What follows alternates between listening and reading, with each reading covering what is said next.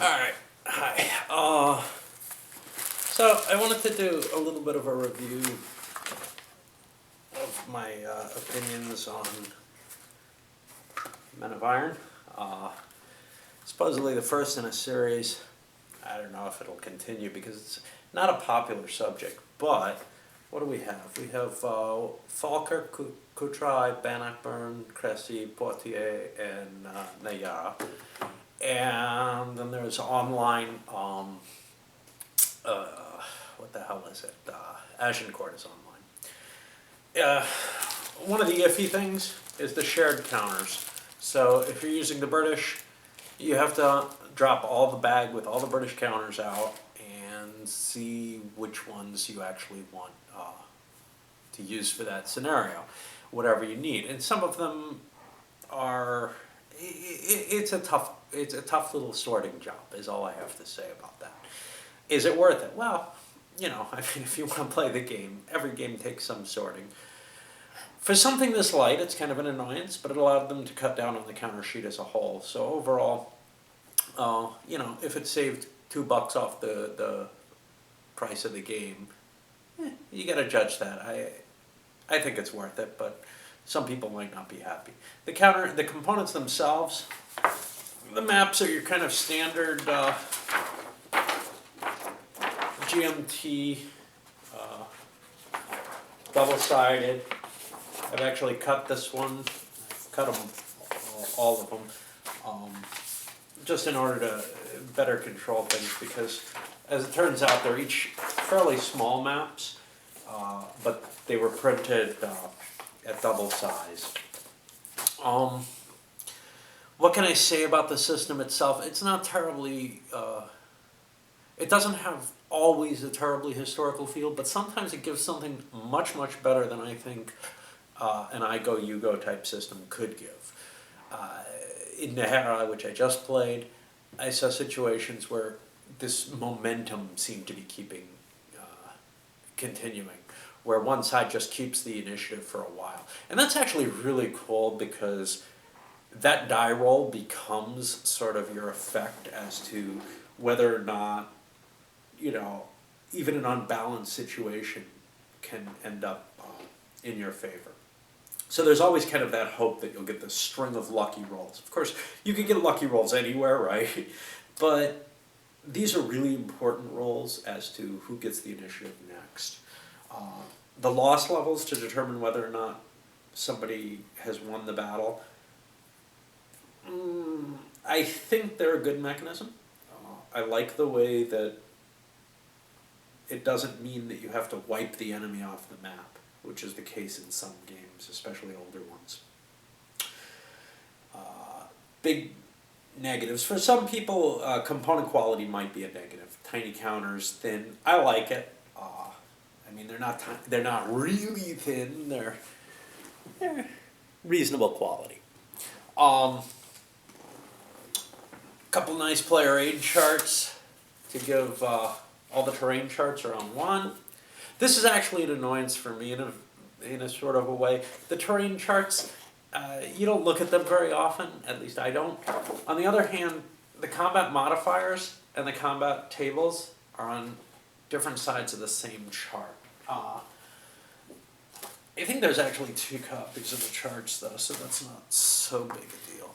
But it does mean that if you've got 2 players, they're going to be flipping their chart back and forth to look. Solitaire, even I had that issue because I only had 1 set of charts available. Actually, no, there is only 1 set of charts in this. I'm thinking a different game.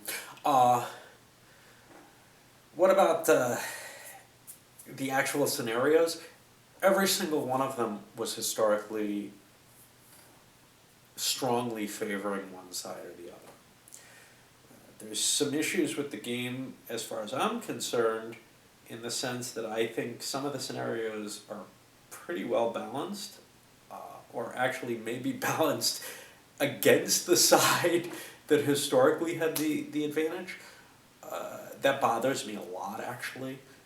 The longbows are tremendously powerful, not only in defense but in attack. They can just sort of march forward and shoot.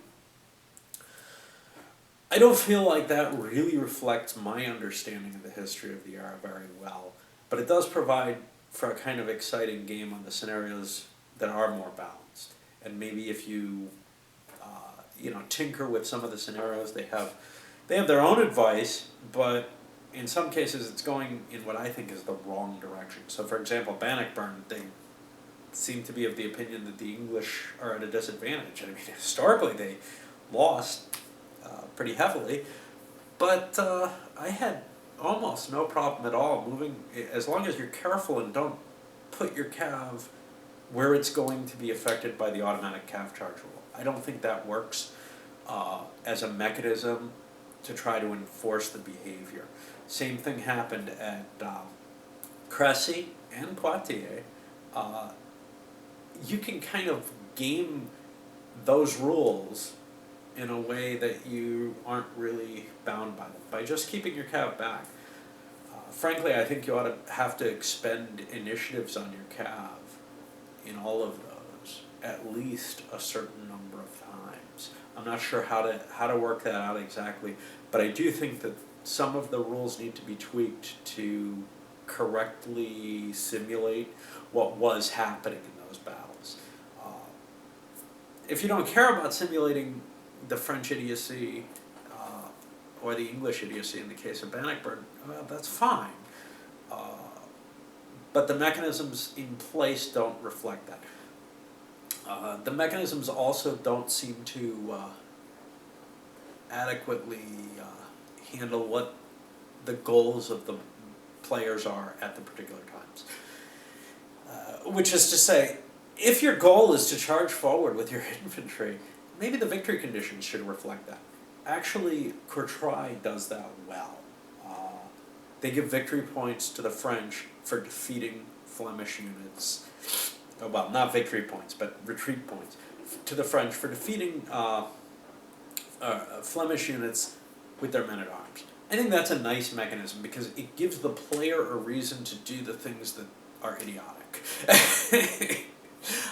That's the position you want to be in. If the players got control, they should have the choice to do the idiotic things, but if they don't do them, they should be penalized in some way that they care about. Enforced rigid rules, they make the thing seem scripted.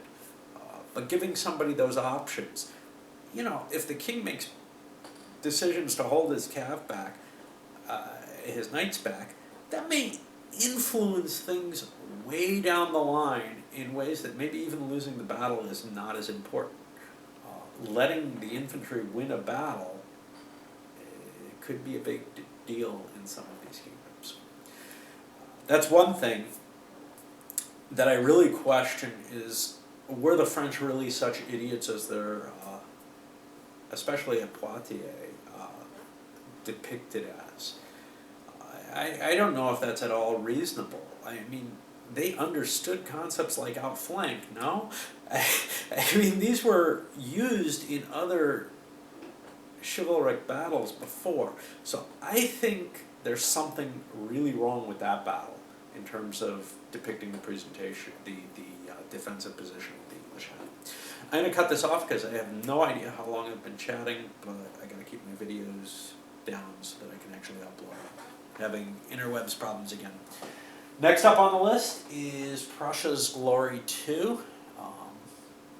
That looks very interesting, but not what I feared. Alright.